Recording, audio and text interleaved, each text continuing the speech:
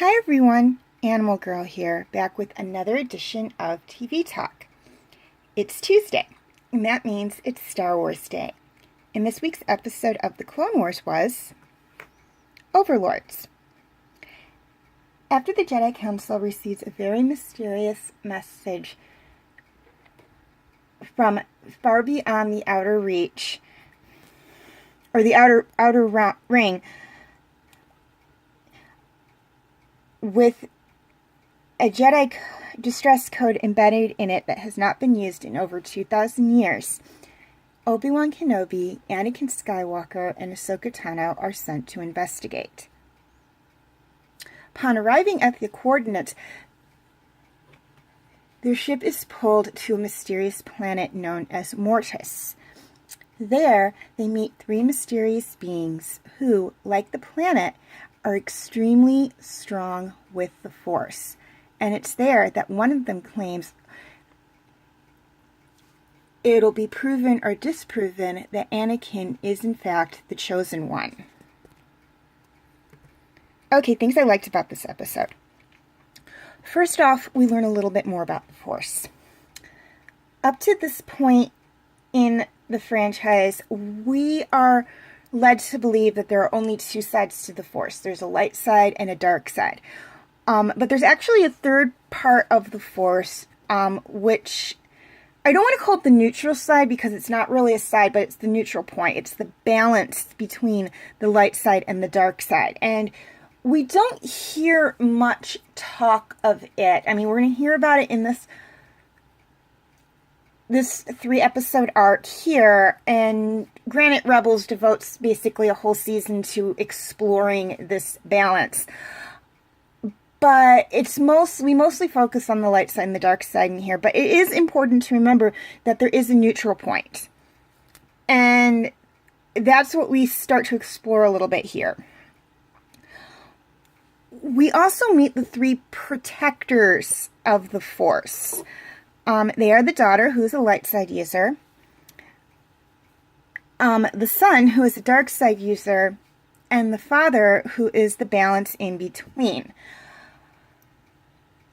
Now, with the father, with these three characters, you can actually tell that they do represent what they claim to. The father is the balance. He has both characteristics of his children in equal amounts. Now, the daughter is a light side user. She is very generous, does things for others, and has a very selfless nature to her. While the son is the exact opposite of her. He is always thinking about himself. He has a very selfish nature to him, and he only does things to benefit what he wants. So we do have the three things here, and the daughter and the son are the two extremes. The daughter is the light side to the extreme. The son is the dark side to the extreme. And as we explore a little bit of Mortis, we'll understand that, and we will see fractions of these two characters in later episodes, as they do kind of come into play in Rebels to a degree, but we'll talk more about that when we get to Rebels and when we get to where they are in Rebels. Thirdly, I love the fact that all three of our heroes receive a Force vision. And in order of when they receive them, we have Obi-Wan receiving a Force vision from his master, Qui-Gon Jinn. And I'm not going to tell you what each of these Force visions revealed to each of the heroes. You're just going to have to watch the episode to find out. But this is actually the first time we've seen Qui-Gon Jinn since The Phantom Menace. We haven't really seen him after that. So I did like that they kind of brought him back for this episode. I felt that it was very interesting, and it also showed that, Obi-Wan is not too old to be learning something from his former master, even if his former master is dead. Anakin receives a Force vision from his mother, Smee. And again, like Qui-Gon Jinn, this is the first time we've seen her since Attack of the Clones. And again, I really like that, although they do approach her slightly differently. And I don't really think that she was actually a vision sent to Anakin by the Force, but sent by one of the protectors of the Force. But I'm going to let you come to that decision on your own after you actually see the episode and what she has to say to her son in his Force vision. And finally, Ahsoka has a Force vision of herself grown up. And this one caused some controversy when Ahsoka is brought back in Rebels, but we'll talk more about that when we get to that point within Rebels. Okay, things I didn't like about this episode. There wasn't anything I didn't like about this episode. This arc, in and of itself, is actually very important because it plays to things that will happen later on in Rebels and things that will happen later on within the Clone Wars series. And I believe it leads up to the events of what happens in Revenge of the Sith. What happens at the end of it this arc might play two roles of what happens with Revenge of the Sith. But we'll talk more about that when we get to the third episode in this arc. Okay, question of the week. What are your thoughts on the planet? This is a very interesting planet. We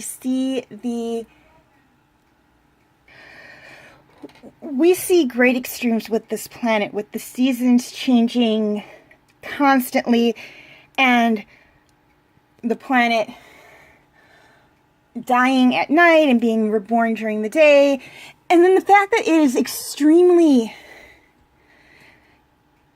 strong, the planet itself being extremely strong with the Force. This is the first time we've actually heard of a planet being strong with the Force. So I just want to know what you guys think of it. Do you like that they've done this with the planet? Do you think they should have just left it like a regular planet? Or what? Please let me know in the comment section. Also, feel free to leave your comments and questions in the comment section. I do love to read those. And please like and share this video if you're watching it on Facebook. And like and subscribe if you're watching it on YouTube. And feel free to follow me on Instagram, Twitter, Tumblr, and DeviantArt. I do have my name for those 4 sites right there on the screen, as well as the pictures I used for the icons. Please note, all pictures seen within this video belong to their respective artists. I own absolutely nothing. Okay, quick reminder on my comment rules.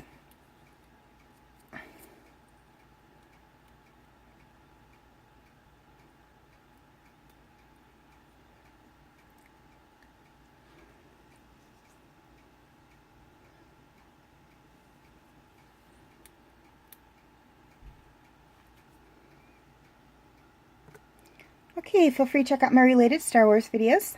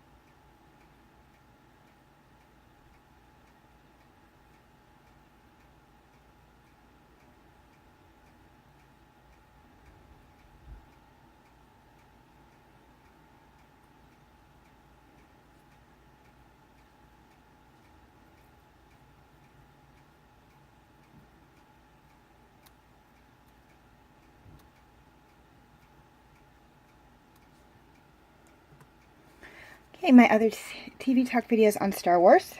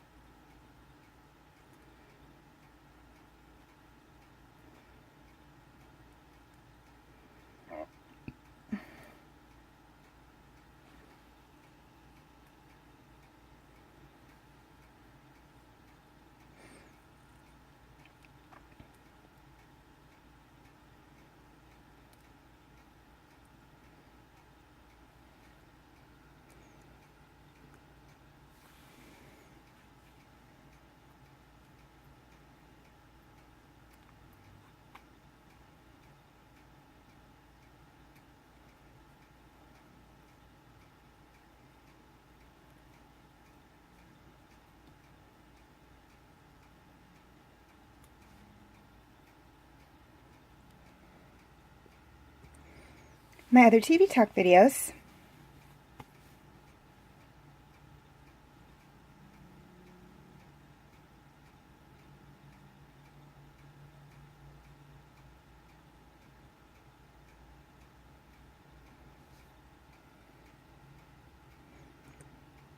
And my other videos.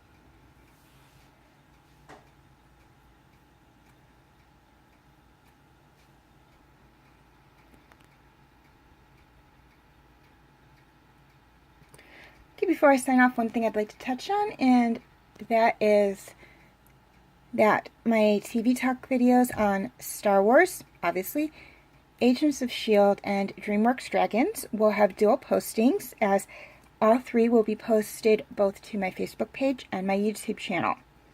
All other TV talk videos will be posted exclusively to my Facebook page. If you'd like to check out any of those videos or the backlogged videos on Star Wars, Agents of S.H.I.E.L.D., and DreamWorks Dragons, you can feel free to check them out on my Facebook page. I will have the link in the description section. As always, thank you for watching, and may the Force be with you.